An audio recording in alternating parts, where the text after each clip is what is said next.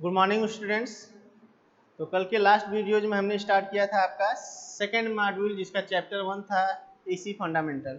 तो AC fundamental में हमने आपको कल डिस्कस करके बताया था कि आपका एसी क्वांटिटी क्या होता है, डीसी क्वांटिटी क्या होता है। आज नेक्स्ट डे का वीडियोज बनाने से पहले हम आपसे क्लास लेने से पहले आपको पुरानी चीज़ें को रिकॉल करेंगे कि एसी क्वांटिटी क्या बताया गया था कि कैसी इलेक्ट्रिकल क्वांटिटी जो कि टाइम के साथ वेरी हो उसको हम लोग एसी क्वांटिटी कहते हैं। लेकिन एक ऐसी इलेक्ट्रिकल क्वांटिटी जो टाइम के साथ वेरी ना हो उसको हम लोग क्या कहते हैं, डीसी क्वांटिटी कहते हैं। तो ये तो डिफरेंस हो गया है एसी क्वांटिटी और डीसी क्वांटिटी। जहाँ पे एसी का फुल फॉर्म हमने बताया था क्या होता है, अल्टरनेटिंग करंट, जिसको हिंदी में प्रत्यावर्ती धारा कहते हैं। और डीसी का फुल फॉर्म होता है डायरेक्ट करंट, जिसको हिंदी में हम लोग डिस्ट धारा के नाम से जानते हैं। ठीक, फिर आगे हमने बात आगे बढ़ाया था तो ये डिस्कशन हो रहा था कि आपका इलेक्ट्रिकल क्वांटिटी होते कौन कौन से हैं। तो इलेक्ट्रिकल क्वांटिटी जैसे वोल्टेज हो गया, करंट हो गया, पावर हो गया, ये सारे इलेक्ट्रिकल क्वांटिटीज के एग्जाम्पल्स हैं। ठीक, अब साथ ही साथ कल डिस्कस ये भी किया गया कि generation of alternating voltage and current का। तो generation of alternating voltage and current का हमने कल डिस्कस किया था कि इसमें दो प्रोसेस होते हैं। कौन कौन सा प्रोसेस? या तो किसी एक यूनिफॉर्म मैग्नेटिक फील्ड में, मतलब एक समान मैग्नेटिक फील्ड में क्या हो, n नंबर टर्न से बंधे हुआ कॉइल क्या हो, कंटिन्यूअस एंगुलर कांस्टेंट वेलोसिटी के साथ रन करे। ठीक, क्या बताया जा रहा है, कोई एक मतलब कॉइल जिसपे n नंबर ऑफ टर्न्स हो, वो कांस्टेंट एंगुलर वेलोसिटी के साथ किसी एक समान मतलब यूनिफॉर्म मैग्नेटिक फील्ड में क्या हो,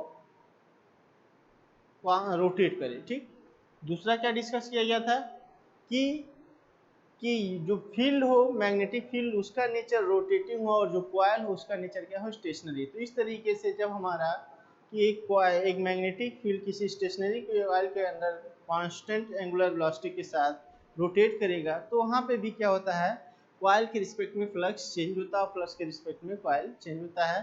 तो इस तरीके से आपका बताया गया था कि ईएमएफ तभी इंड्यूस होता है, बाय द फैराडे लॉ ने उन्होंने एक लॉ दिया था कि due to change in flux with respect to coil. तो अगर हम कॉइल के रिस्पेक्ट में चेंज इन फ्लक्स में कोई चेंज होता है तो वहाँ पे ईएमएफ वोल्टेज इंड्यूस होता है, ईएमएफ इंड्यूस होता है, जिसको इंड्यूस ईएमएफ कहते हैं। ठीक, तो उसमें भी आगे फर्दर आगे बात किया गया था कि दो तरफ के इंड्यूस ईएमएफ होते हैं, एक सेल्फ इंड्यूस ईएमएफ होता है, एक म्यूचुअल इंड्यूस ईएमएफ होता है। तो यहाँ पे जो हम डिस्कस करने जा रहे हैं अभी हम ये सेल्फ इंड्यूस ईएमएफ की बात करने जा रहे हैं। ठीक, तो आज हम डिस्कस करेंगे equations of alternating voltage and current, कि इक्वेशन क्या होता है, अल्टरनेटिंग वोल्टेज और करंट जो जनरेट होता है उसका इक्वेशन क्या होता है, उसके बारे में डिस्कस करेंगे। ठीक, तो डिस्कस करने से पहले हम लोग बात करेंगे कि किस मेथड को फॉलो करेंगे, कि हम लोग मैग्नेटिक फील्ड के अंदर कॉइल को रोटेट करा करके फॉलो करेंगे, यहाँ पे इक्वेशंस को जनरेट करेंगे, जो जनरेटिंग वोल्टेज है, करंट है, उसके वैल्यू लाएंगे, कि जो हमारा क्या है कि मैग्नेटिक फील्ड को रोटेट कराएंगे किसी स्टेशनरी फील्ड में। ठीक, तो हम बात करेंगे कि पहले प्रोसेस जो पहला कल डिस्कस किया गया था कि when a coil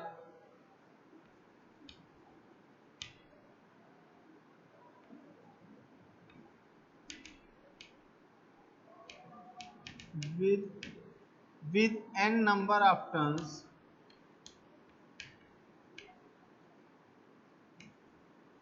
rotate within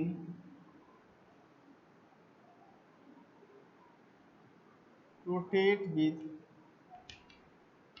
constant angular velocity omega within uniform magnetic field. ठीक, इस कंडीशन पे हम लोग बात करेंगे। तो हम लोग मैग्नेटिक फील्ड को दिखाना है तो इस तरीके से दिखाएंगे। हमने बताया था दो एक्सिस लेंगे, एक वाई एक्सिस और एक एक्स एक्सिस, वाई एक्सिस के अलोंग मैग्नेटिक फील्ड्स के लाइंस को दिखाएंगे, मैग्नेटिक फील्ड्स लाइंस को दिखाएंगे।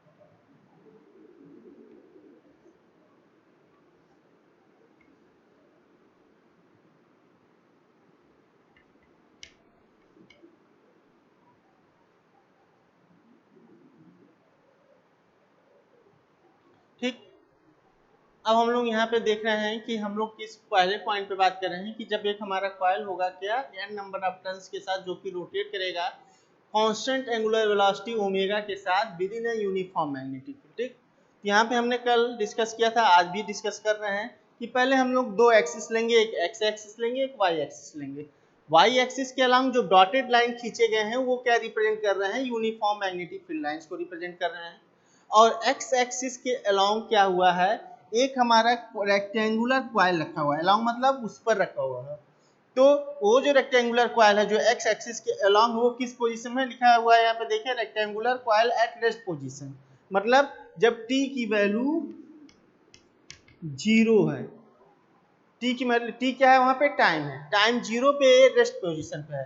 ठीक, और जब ये कॉइल क्या होगा यहाँ से रोटेट करेगा, रोटेट करना मतलब स्टार्ट करेगा, रोटेट मतलब घूमना चालू करेगा, तो एक ऐसे पोजीशन पे जहाँ पे थीटा बन रहा है, तो वो क्या लिखे हैं यहाँ पे देखिए, कॉइल दोनों सेम है, एक रेस्ट पोजीशन पे एक मूविंग पोजीशन पे है, लेकिन मूविंग पोजीशन में अब हम आपको बोर्ड पे रोटेट करते हुए दिखाएंगे नहीं, क्योंकि हम एक इंस्टेंट पे बात करेंगे। तो वो इंस्टेंट क्या है कि जब rectangular coil position after T second. ठीक, तो आफ्टर टी सेकंड मतलब कि टी समय बाद, अगर कुछ सेकंड, टी सेकंड मतलब 1 सेकंड बाद, 2 सेकंड बाद, 20 सेकंड बाद, 50 सेकंड बाद, कुछ समय बाद कि उस रेक्टेंगुलर कॉइल की पोजीशन किसके रिस्पेक्ट में, पोजीशन रेस्ट पोजीशन के रिस्पेक्ट में। रेस्ट पोजीशन किसके रिस्पेक्ट में है, रेस्ट पोजीशन एक्स एक्सिस के अबाउट है। तो एक्स एक्सिस के about rectangular coil T second बाद कितना एंगल बना रहा है, वो एंगल बना रहा है थीटा। और थीटा को क्या कहते हैं, थीटा को कहते हैं एंगुलर डिस्प्लेसमेंट। थीटा को कहते हैं हम लोग एंगुलर डिस्प्लेसमेंट। क्लियर है, जो कि किसके बराबर होता है, थीटा बराबर होता है ओमेगा इंटू टी, जहां ओमेगा क्या है, ओमेगा हमारा कह रहा आता है, ये बता दिए गया, ओमेगा को कहते हैं एंगुलर वेलोसिटी, और टी क्या है, टी क्या है, समय, टाइम है। तो जो थीटा होता है वो ओमेगा इंटू टी के बराबर होता है। अब क्या होगा कि जब हमारा कॉइल रोटेट करते हुए हम किसी एक पर्टिकुलर इंस्टेंट की बात करेंगे, इंस्टेंट मतलब किसी एक क्षण ऐसे समय पे देखेंगे कि उस टाइम कितना ईएमएफ जनरेट हो रहा है या उस टाइम कितना करंट फ्लो कर रहा है, उस क्षण की बात करेंगे। तो वो क्षण तब मिलेगा जब आपको पता होगा कि हम किस समय पे देख रहे हैं। तो हम वो समय मान लिए टी सेकंड बाद, जब टी सेकंड बाद, ठीक, तो यहाँ पे पहले हम बताएंगे क्या कि हमने एक कॉइल लिया, पहले हम लोग इसका लैंग्वेज लिखेंगे कि हम लोग एक कॉइल लिए हैं जो कि with N number of turns है, जो कि किसी एक यूनिफॉर्म मैग्नेटिक फील्ड में, यूनिफॉर्म मैग्नेटिक फील्ड को आप किससे दर्शा रहे हैं, ये डॉटेड लाइन से रिप्रेजेंट कर रहे हैं, जो कि एक यूनिफॉर्म मैग्नेटिक फील्ड में क्या कर रहा है, कंटिन्यूअसली एंटी क्लॉकवाइज डायरेक्शन में रोटेट कर रहा है with constant angular velocity omega के साथ। ठीक, तो ये जब रोटेट कर रहा है कांस्टेंट एंगुलर वेलोसिटी के साथ, तो हम रोटेट पोजीशन में उसका वैल्यू नहीं लिखा, किसी एक पर्टिकुलर समय की बात करेंगे, तो वो पर्टिकुलर समय में जब टी सेकंड बाद रेक्टेंगुलर कॉइल अपने रेस्ट पोजीशन से थीटा एंगल बनाता है, तो क्या होगा, जो ये फ्लक्स पहले ये कंटिन्यूअसली पूरा का पूरा फ्लक्स इस रेक्टेंगुलर कॉइल पे पास के थ्रू पास हो रहा था, तो उसका अब इस पोजीशन पे क्या होगा, उसकी कुछ वैल्यू उससे लिंक करेगी, उसके मतलब जो आपका बात किया जा रहा है कि फ्लक्स का जो कंपोनेंट होगा इस पोजीशन पे, इस थीटा एंगल पे, वो क्या होगा, कौन सा इसके इस कॉइल के थ्रू रिस्पेक्ट में चेंज होगा, इस पोजीशन के रिस्पेक्ट में चेंज होगा, कौन उसके रिस्पेक्ट में चेंज नहीं होगा, उसको पहचानने के लिए पहले हम फ्लक्स के कंपोनेंट को समझेंगे। तो फ्लक्स के कंपोनेंट को समझने के लिए देखिए, ये क्या है, y एक्सिस है, और ये क्या है, x एक्सिस है। ठीक, क्लियर है। अब कॉइल कहां पे है आपका, कॉइल का लाइन ये है सेंटर से। ठीक, ये कॉइल हो गया, यहां पे लिख दे रहे हैं, ये कॉइल है, और ये क्या है, ये फ्लक्स फाई मैक्स। यहाँ पे मैग्नेटिक फ्लक्स, यहाँ पे यूनिफॉर्म मैग्नेटिक फील्ड लाइंस को, जिसको हम लोग फ्लक्स फाई मैक्स से रिप्रेजेंट कर रहे हैं। ठीक, मैक्सिमम फ्लक्स की वैल्यू जो इसके थ्रू पास हो। अब बात कर रहे हैं कि जब ये आफ्टर टी सेकेंड बाद, जब ये रेस्ट पोजीशन मतलब एक्स एक्सिस से क्या बनाएगा, थीटा एंगल। तो जब थीटा एंगल बनाएगा तो ये क्या, थीटा हो गया, अब x और y एक्सिस के बीच में नॉर्मली कितना एंगल बनेगा, एक दूसरे को क्रॉस कर रहे हैं, तो एक दूसरे को क्रॉस कर रहे हैं तो ये एंगल कितना होता है, नॉर्मली ये एंगल कितना है 90 होता है। नॉर्मली ये एंगल कितना होता है 90 x और y के बीच में। तो जब ये एंगल इस टाइम थीटा बना रहा है तो ये रेस्ट एंगल कितना होगा, रेस्ट एंगल आपका होगा क्या 90 माइनस थीटा। और जब ये 90 माइनस थीटा होगा तो ये एंगल और ये एंगल क्या कहलाते हैं, वर्टिकल अपोजिट एंगल। क्या कहलाते हैं, वर्टिकल अपोजिट एंगल, जिसको आप हिंदी में शीर्षाभिमुख कोण के नाम से जानते हैं। तो वर्टिकल अपोजिट एंगल क्या होते हैं, सेम होते हैं। ये भी 90 माइनस थीटा हो गया। ये क्या है आपका, ये आपका कॉइल वाली लाइन है और ये आपका फ्लक्स वाली लाइन है। अब इस एंगल से जो आपका इसके थ्रू अटैच होगा और जो इसके थ्रू अटैच होगा, ठीक, तो ये जो एंगल के साथ अटैच होता है फ्लक्स, ये वाला फ्लक्स वाला लाइन है, तो जो एंगल के साथ अटैच होता है उसको हम लोग फ्लक्स का कौन सा कंपोनेंट होता है, वो कॉस कंपोनेंट, मतलब जिसको हॉरिजॉन्टल कंपोनेंट कहते हैं। लिखेंगे क्या, कॉस ब्रैकेट में 90 माइनस थीटा। हमको इसका कंपोनेंट देखना है फ्लक्स का, तो इसके साथ कौन सा एंगल बन रहा है, phi max cos 90 minus theta, और ये एंगल क्या हो जाएगा, phi max sine 90 minus theta. Clear है, cos 90 माइनस थीटा की वैल्यू साइन होगी,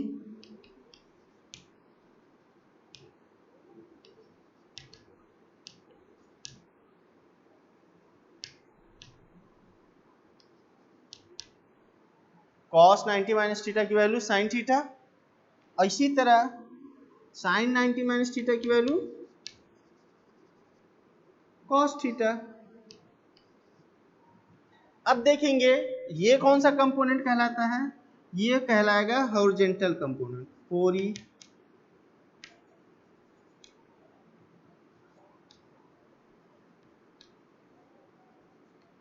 और ये कौन सा कंपोनेंट है, ये वर्टिकल कंपोनेंट है।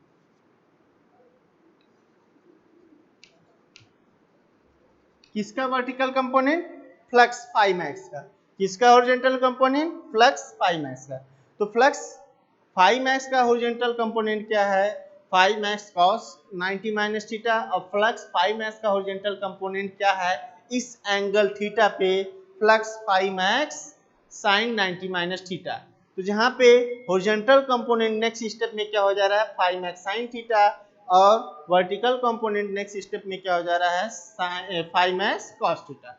अब देखेंगे कि ये जो कंपोनेंट है ये इसी लाइन में है, इसी लाइन मतलब क्या, कॉइल के लाइन में। कॉइल यही तो है जो आपने इस तरह से बीच में डायगोनली खींचा है, कॉइल का पोजीशन यही है। तो जो ये डायगोनली खींचा है आपने, तो ये कॉइल का है, तो यानी कि क्या है, कॉइल के लाइन में। तो कॉइल के लाइन में है तो यहाँ पे जो कंपोनेंट आ रहा है उसको लिख देंगे, फाई मैक्स कॉस थीटा आ रहा है, सॉरी साइन थीटा आ रहा है,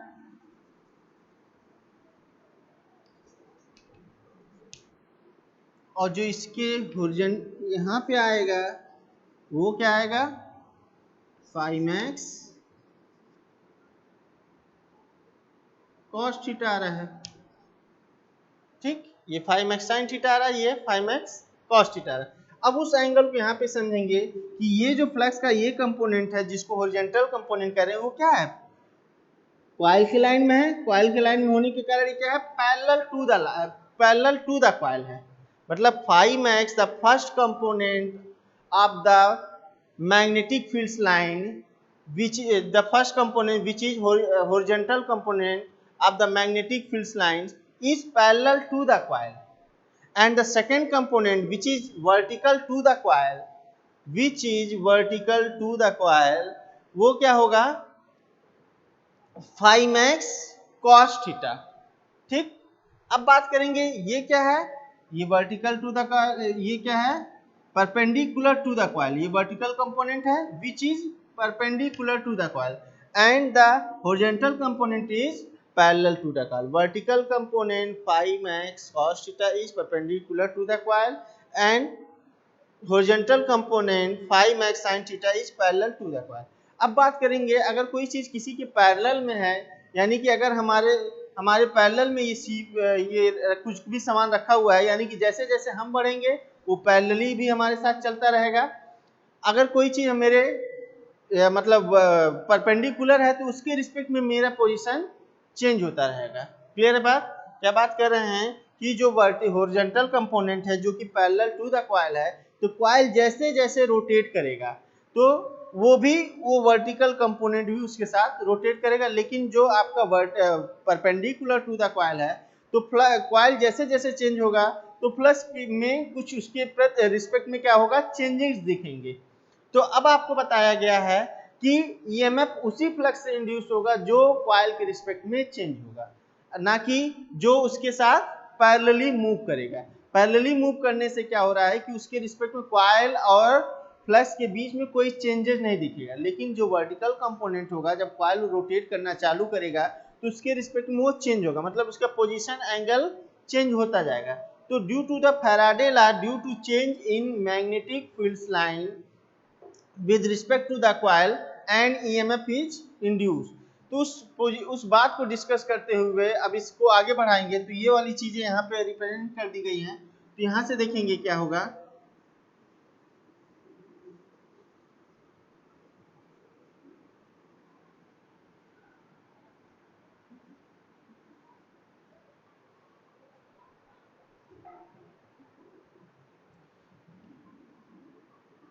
by Faraday law,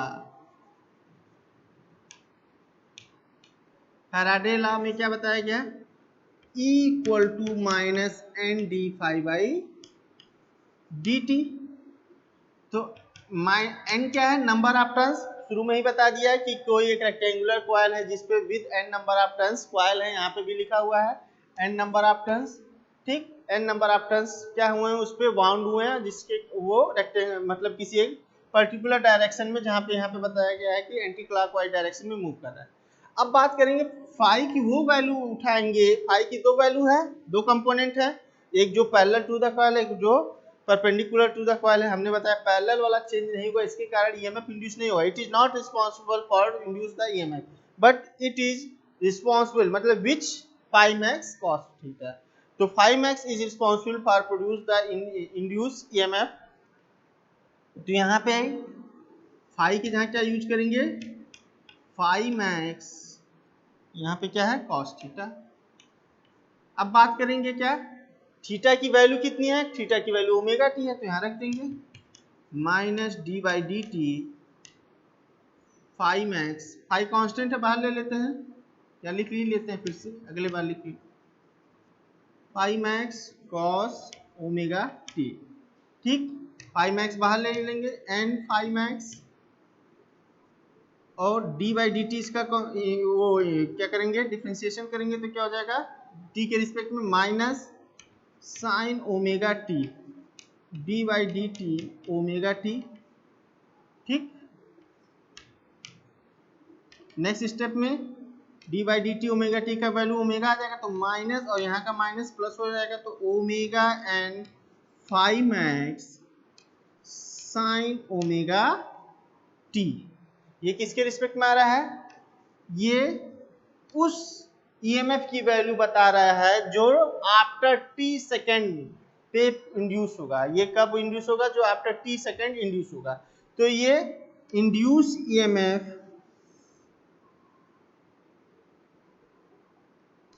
induce EMF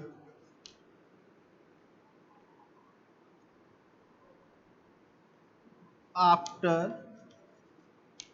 T second. Clear है? नाउ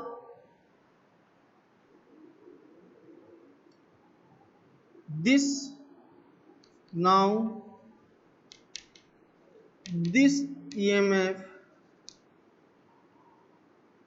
EMF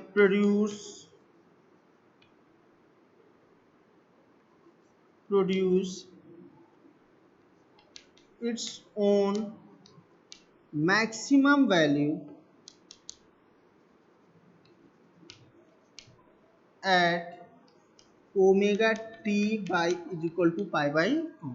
ये कब अपना मैक्सिमम वैल्यू देगा, जब साइन मैक्सिमम होगा। साइन की मैक्सिमम वैल्यू कितने पे मिलती है? 90 पे। 90 मतलब पाई बाई 2 पे। जब ओमेगा टी की वैल्यू हम क्या रखेंगे? पाई बाई 2 रखेंगे, तो ये वैल्यू क्या हो जाएगी? मैक्सिमम। मतलब हमने क्या लिखा है कि this EMF produce its own maximum value.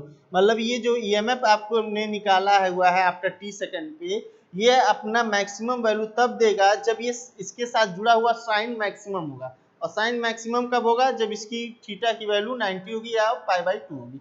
तो इस तरीके से जब ये पाई बाई 2 होगा तो उस टाइम जो ईएमएफ मिलेगा उसको क्या नोट करेंगे? E max. तो E max is equal to omega N phi max. ये क्या है? मैक्सिमम ईएमएफ है, मैक्सिमम ईएमएफ है। ठीक, अब हम बात करेंगे अल्टरनेटिंग इसकी equation of alternating voltage and current का। तो इसको अब इरेज कर दे रहे हैं क्योंकि इससे आपको बस यही समझाना था कि यहाँ पे जो फाई है इसके जहाँ क्या लेना है, तो इसके जहाँ ये आएगा।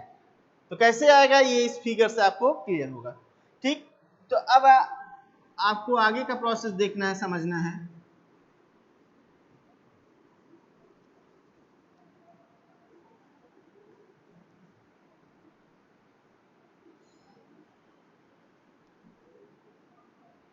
तो मैक्सिमम वैल्यू हो गई तो लिखेंगे now the equation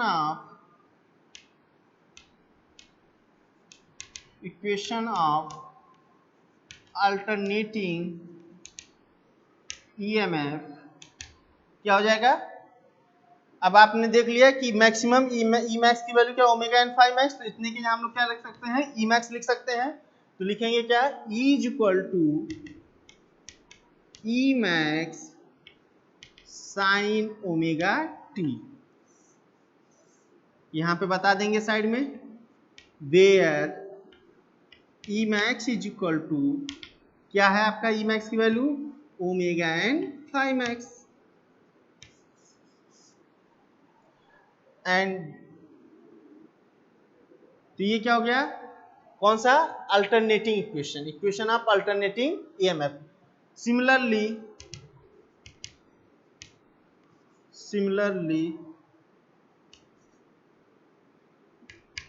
equation of alternating voltage. तो वोल्टेज में क्या करेंगे? जहां जहां ई है वहां वहां वी यूज कर लेंगे। तो small v is equal to V max sine omega t. Equation of alternating current. अब जहां जहां v है वहां वहां i यूज कर लेंगे। करंट को i से रिप्रेजेंट करते हैं तो i is equal to I max sine omega t. Clear है? तो इस तरीके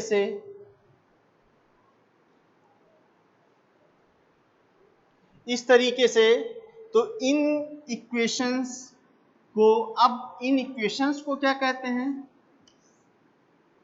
इंडिविजुअल बात करेंगे तो इसको क्या कहेंगे? Equation of alternating EMF. इसको बात करेंगे इक्वेशन ऑफ अल्टरनेटिंग वोल्टेज। इसको बात करेंगे तो क्या कहेंगे? Equation of alternating current. लेकिन इन तीनों को क्या कहते हैं? इंस्टंटेनियस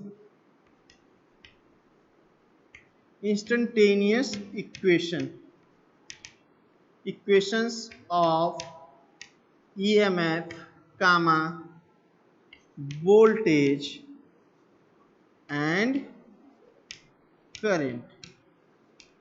क्लियर है?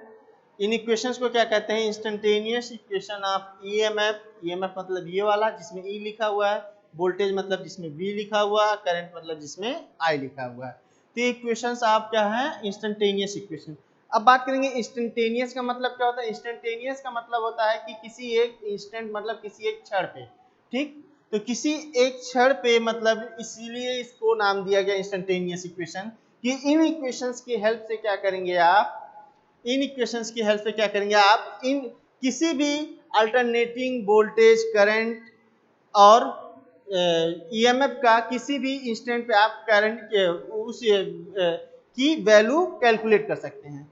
किसी भी इंस्टेंट मतलब किसी भी जब आपका मान लीजिए ओमेगा टी को क्या कह रहे हैं हम लोग, ओमेगा टी को थीटा कह रहे हैं। जब थीटा की वैल्यू 0 है तो उस टाइम ई कितना होगा, जब थीटा की वैल्यू 10 है तो उस टाइम ई कितना होगा, जब थीटा की वैल्यू 20 है तो उस टाइम ई कितना होगा, जब थीटा की वैल्यू